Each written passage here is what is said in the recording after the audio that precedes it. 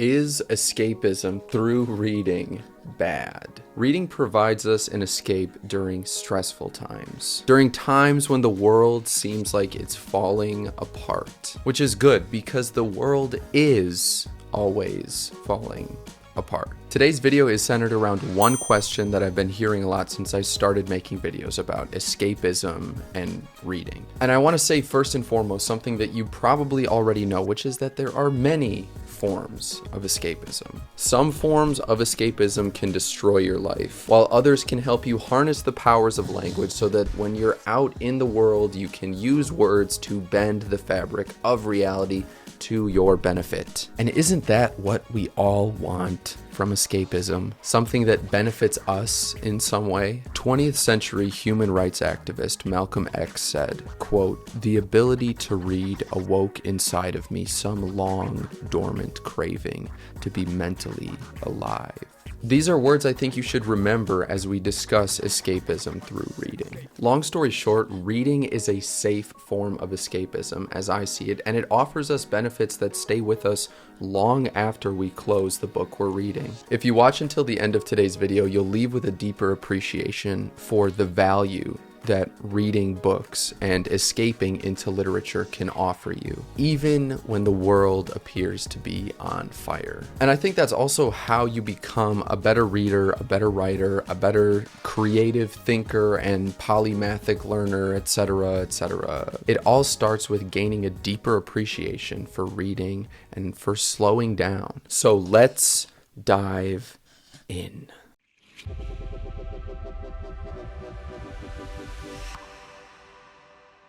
In my experience, there's a certain kind of person who says with their chest, "Escape not healthy way to deal with anything. Now not good time to escape. Escape bad." Maybe you're familiar with this, maybe you're not. I think that this take is, to quote William Shakespeare, colder than a dead man's nose.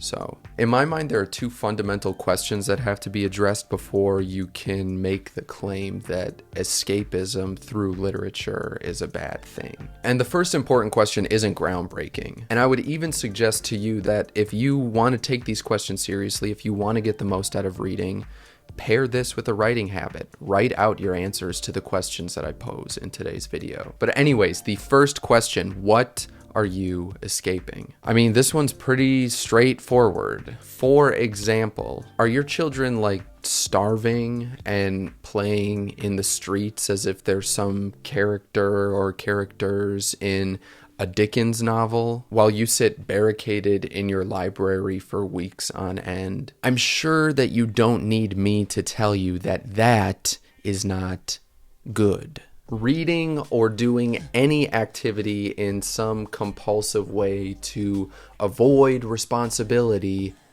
is bad. So we have established that groundbreaking piece of information. Thankfully, that isn't something that many of us have to deal with. On a deeper level, though, if you're so desperate to escape reality that you turn to books to fulfill your emotional needs, that is also probably not a good thing. If you love characters more than you love real people, if you consistently put off problems by burying yourself in a novel, if you long so much for those fictional happy endings that you have no interest in dealing with the highs and lows in your own life, I think some licensed therapist would probably say that these things are also not healthy forms of escape. But now, call me crazy, but I don't think any of what I've just mentioned describes the experience of most readers. Unless I'm very detached. If I were to randomly choose some reader and ask them about what they think escapism through books means, I think that they would likely say something along the lines of, "I love journeying to a totally different period or culture or country through books. I like being able to experience the feelings and emotions of the characters. I love being able to observe the conflict and the drama and all of the hot tea without actually having to deal with the problems myself." Were you just touching the microphone? He's standing right between both tripods. Yeah, I shook it. You're crazy. It's hot in here. I need to open a window or something. Knowing my life and love aren't on the line is comforting. Yes, more of knowing that everything will work out in the end. Please. Also, do I even need to mention that everyday life is usually just pretty boring? And I know I'm speaking about all of this hypothetically, but speaking from experience, books inspire me to be a better person. They inspire me to be a better version of myself. And I think that's an incredibly important point to fully understand. So incredible, in fact, that I think it can almost always disprove the idea that escapism through reading is inherently bad. And it brings to mind the words of the famed 20th century philosopher, author, journalist, Albert Camus. Quote, "The purpose of a writer is to keep civilization from destroying itself." So remember what I'm about to say, please, in case you ever doubt yourself, or in the event that like some, villain comes along while you have your face pressed between the pages of a book. And really, this brings me to the second question that today's video is built around. What changes when you return from your escape? Like I said before, this is an extremely important thing to remember. This is the kind of question you should ask yourself every time you finish a book, or every time you reflect back on the books you read in, whatever month it might be. When you go through the list of books you've read, what comes to mind? How do you think those books changed the way that you live?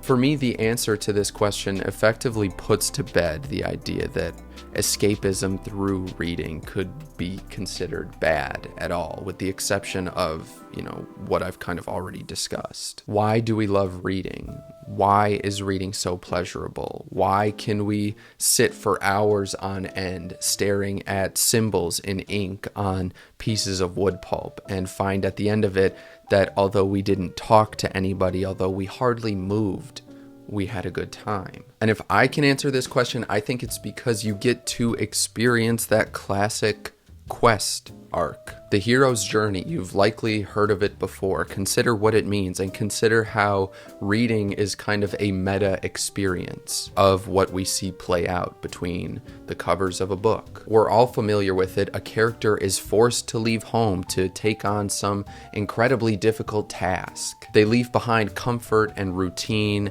and they're put to the test. The character encounters many obstacles, but eventually they emerge on the other side. In the best stories, though, I think it's safe to say that the characters change in some meaningful way by the end of the story. And again, to really just hammer this point, I think this gets at the reason why escapism through reading isn't bad. Think of yourself as a character who's going through the hero's journey every time that you read a book. Because although you literally aren't living their lives, I would argue that you're leaving your daily life to go on an adventure. And if the author is worth their salt, by the time you reach the end of the text, you'll feel changed in some way. Now, is it always going to be some big dramatic change? I mean, no, probably not, but I don't think that's necessarily a bad thing. I don't need every book that I read to set me back to square one. But if you're anything like me, you probably have a list of books that come to mind